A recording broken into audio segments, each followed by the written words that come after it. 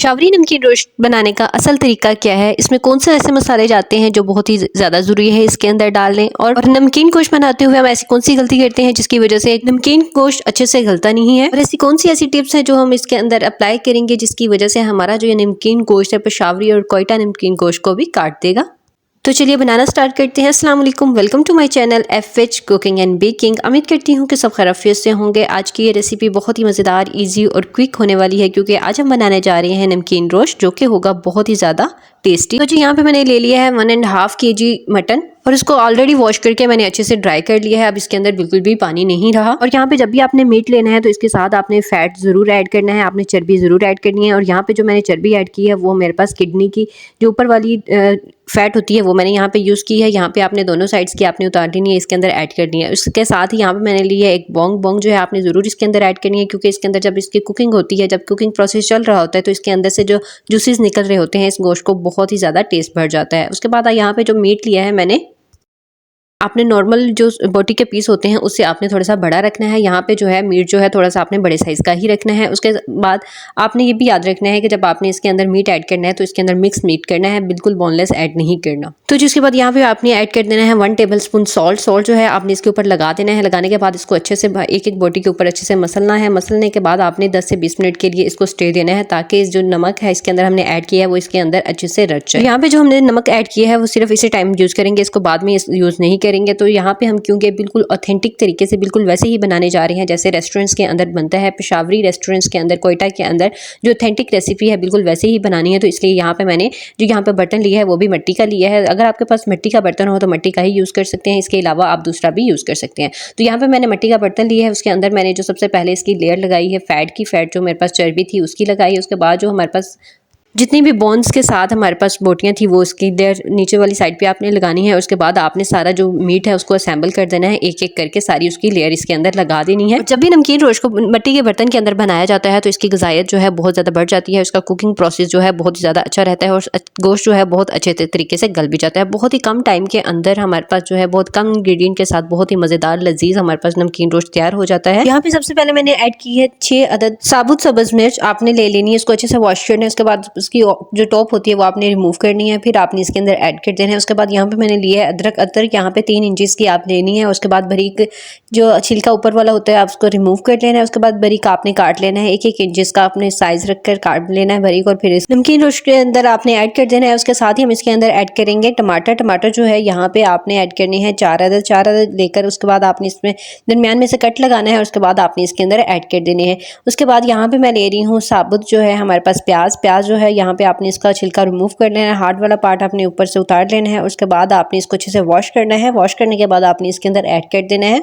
अगर आपके पास बड़े साइज़ का हो तो आपने दरमियान में से कट लगा के इसके अंदर ऐड करना है, और नॉर्मल साइज़ का है तो आपने साबुत ही यहाँ पे रख देना है। जो यहाँ पे 2 नॉर्मल साइज़ के थे वो मैंने रख दी है साबुत, और जो 2 बड़े साइज़ के थे उसके दरमियान में से कट लगा के यहाँ पे अब मैंने इसके अंदर ऐड कर दिया है। यहाँ पे जितने भी हमारे पास जो स्पाइसेस हम इसके अंदर ऐड करेंगे वो सारे साबुत ही जाएंगे, कोई भी आपने जो है कटिंग करके बारीक फॉर्म में आपने इसके अंदर नहीं रखने। तो उसके बाद यहाँ पे मैंने लिए है 2 जवे लहसन के ऊपर से जो बारीक वाला छिलका होता है वो आपने अच्छे से रिमूव करना है। उसके बाद आपने इसको अच्छे से वॉश करना है। वॉश करने के बाद आपने इसके अंदर ऐड कर देने हैं।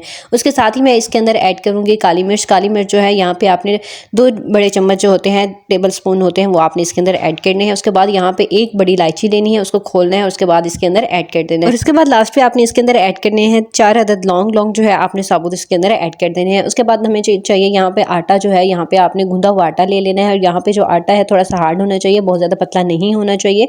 नॉर्मल जो आटा रोटी के लिए होता है उससे थोड़ा सा हार्ड होना चाहिए। उसके बाद आपने इसको हाथ के साथ आपने इसका रोल बनाना है। रोल बनाने के बाद आपने इसकी एक लेप की तरह बर्तन के जो किनारे हो गए उस पूरा आपने इसको लगा देना है, और यहाँ पे इसको लगाते हुए एहतियात करनी है कि कोई भी स्पेस जो है खाली नहीं रहनी चाहिए ताकि हमारे पास एयर सर्कुलेशन है, जो हवा का रास्ता है वो बिल्कुल बंद हो जाना चाहिए, बिल्कुल भी इसमें से स्टीम बाहर नहीं आनी चाहिए।